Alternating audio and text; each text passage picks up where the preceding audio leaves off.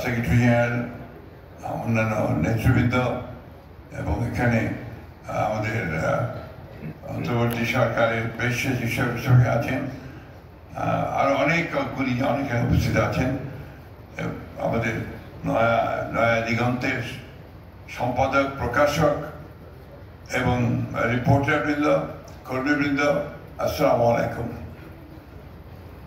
অত্যন্ত আনন্দের সঙ্গে আজকে আমি এই নয়া দিগন্তের 21তম প্রতিষ্ঠা বার্ষিকীতে এসেছি অনেকদিন পরে।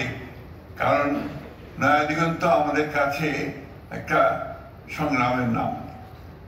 বিগত ফ্যাসিবাদী সরকারের আমলে নানাভাবে তারা নির্যাতিত হয়েছেন, নিপীড়িত হয়েছেন। তাদের কর্মীরা, সংবাদকর্মীরা, তারা অনেকেই আপনার চরমভাবে নির্যাতিত হয়েছেন। তারপরে অত্যন্ত ধৈর্যের সঙ্গে, সতর্কতার সঙ্গে, অত্যন্ত বিচক্ষণতার সঙ্গে তারা এই পত্রিকাটাকে চালিয়ে গেছেন শত প্রতিবন্ধকতা সত্ত্বেও। সেই জন্যই আমি রাজনীতিকে আজকে তাদের এই 21 বছর পূর্তি প্রতিবার্ষিকীতে আমি আন্তরিকভাবে ধন্যবাদ জানাতে চাই, অভিনন্দন জানাতে চাই। তারা অনেকভাবে এই দেশের মানুষের যে চাহিদা, এই দেশের মানুষের চায় একটা স্বাধীন বাংলাদেশ, সত্যিকার অর্থেই একটা অন্যান্য যে কোনো শক্তির নিয়ন্ত্রণের বাইরে যে বাংলাদেশ চায়, সেই বাংলাদেশকে একটা নির্মাণ করার জন্য তারা তাদের অনেক যথেষ্ট কাজ করেছেন। আমরা জানি যে ফ্যাসিবাদী শাসন আমলে এই দেশের সমস্ত শক্তিগুলো যারা গণতন্ত্রকামী তারা নির্যাতিত হয়েছে, নিপীড়িত হয়েছে। প্রায় 60 লক্ষ গণতন্ত্রের কর্মীকে মিথ্যা মামলা দেওয়া হয়েছে। আমার 20,000-এর উপর মানুষকে হত্যা করা হয়েছে। প্রায় 1700 নেতা কর্মী, ইলিয়াস আলী সহ তাকে গুম করে দেওয়া হয়েছে। আমাদের এই আলেম উলেমা, জামাত ইসলামের নেতৃবৃন্দ, আমাদের মৌলানা নিজামী সাহেব, জামান সাহেব, কাশেমী সাহেব, এই পত্রিকার যিনি প্রকাশক ছিলেন তাকে সহ অনেকে মৃত্যুদণ্ড, সালাউদ্দিন সাহেব সহ তাদেরকে মৃত্যুদণ্ড দেওয়া হয়েছে মিথ্যা মামলায়। আমি মনে পড়ে আমার যে 1971 সালে স্বাধীনতা যুদ্ধের পরে এই মিডিয়া অর্থাৎ গণমাধ্যম, প্রেস, তাদের উপর যে অত্যাচার হয়েছে, বিশেষ করে 1975 সালে সমস্ত বাকশাল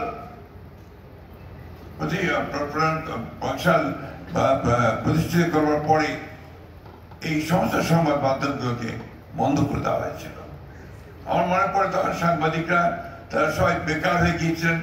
অনেকে আপনার বায়তুল মুকাররমের সামনে তখন হকারের কাজ করেছেন। We remember those days. কোনো পত্রিকা ছিল না।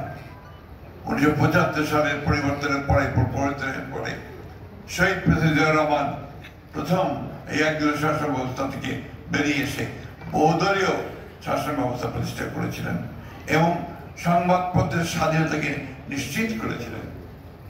আমাদের ভুলে গেলে চলবে না যে সেই সময়টা থেকে সমস্ত মূল যে সংস্কারগুলো প্রয়োজন ছিল সেই সংস্কারগুলো শহীদ প্রেসিডেন্ট জিয়াউর রহমান শুরু করেছিলেন। পরবর্তীকালে দেশনেত্রী বেগম খালেদা জিয়া তারই ধারাবাহিকতা সামনের দিকে এগিয়ে নিয়ে গিয়েছেন। আজকে আমরা এই 2024-এর যে 5ই আগস্টে যে অভ্যুত্থান, ছাত্রদের এবং জনতার যে অভ্যুত্থান, সেই অভ্যুত্থানের মধ্য দিয়ে একটা নতুন সুযোগ সৃষ্টি হয়েছে একটা গণতান্ত্রিক রাষ্ট্র প্রতিষ্ঠা করবার। আমি আমার দলের পক্ষ থেকে আমরা সেই সশস্ত্র শ্রদ্ধা জানাই সেই সমস্ত শহীদদের যারা 2024-এ এই প্রাণ বিসর্জন দিয়েছেন স্বাধীনতার জন্য, গণতন্ত্রের জন্য। আজকে এই সময়টা নির্বাচন ঘোষণা হয়েছে 26-এর ফেব্রুয়ারি মাসের মধ্যে নির্বাচন হবে। আমরা আশা করছি এর মধ্যে সংস্কার যে সমস্ত সবাই রাজনৈতিক দলগুলো একমত হয়েছে, সনদ স্বাক্ষর করেছেন এবং আশা করি আমরা যে এই বিষয়গুলো নিষ্পত্তি হয়ে গেছে ইতিমধ্যে।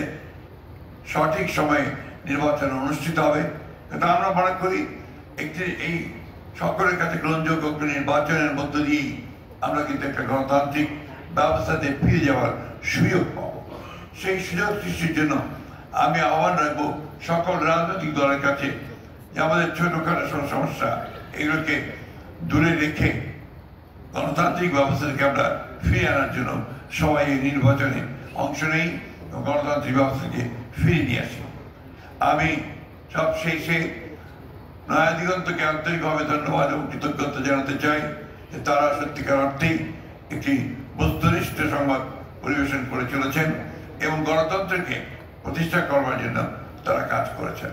সবাইকে আন্তরিকভাবে ধন্যবাদ। আমাকে এখানে নিমন্ত্রণ জানার জন্য অনেক ধন্যবাদ। আসসালামু আলাইকুম, খোদা হাফেজ, বাংলাদেশ জিন্দাবাদ। আমি দেশনেত্রী বেগম খালেদা জিয়ার পক্ষ থেকে আপনাদেরকে শুভেচ্ছা জানাচ্ছি। আমার নেতা তারেক রহমানের পক্ষ থেকে আপনাদেরকে আন্তরিক শুভেচ্ছা জানাচ্ছি। ধন্যবাদ সবাইকে। আসসালামু আলাইকুম।